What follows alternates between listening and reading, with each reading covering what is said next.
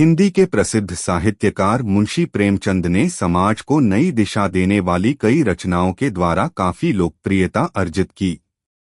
अंग्रेज सरकार ने उनके इस प्रभाव का उपयोग अपने हित में करने के उद्देश्य से उन्हें राय साहब की उपाधि से सम्मानित करने का निर्णय लिया। तत्कालीन गवर्नर सर हेले ने मुंशी प्रेमचंद को संदेश भेजा कि सरकार उन्हें राय साहब की उपाधि देना चाहती है।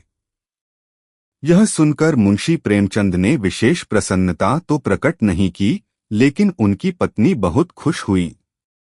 उन्होंने पूछा, इस उपाधि के साथ कुछ और भी देंगे या नहीं? मुंशी प्रेमचंद ने मुस्कुराते हुए कहा, हाँ, कुछ और भी देंगे।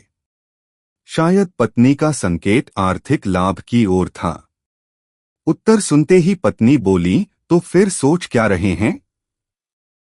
आप तत्काल गवर्नर साहब को हाँ कह दीजिए।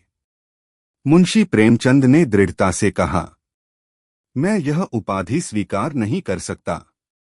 कारण यह है कि मैंने अब तक जो भी लिखा है वह जनता के लिए लिखा है, लेकिन राय साहब बनने के बाद मुझे सरकार के लिए लिखना पड़ेगा और यह गुलामी मैं बर्दाश्त नहीं कर सकता। इसके बाद मुंशी प्रेमचंद ने गवर्नर को पत्र लिखकर जवाब भेजा, मैं जनता का राय साहब हो सकता हूं, किसी सरकार का नहीं। मुंशी प्रेमचंद का यह उत्तर सुनकर गवर्नर सर हेले स्तब्ध रह गए।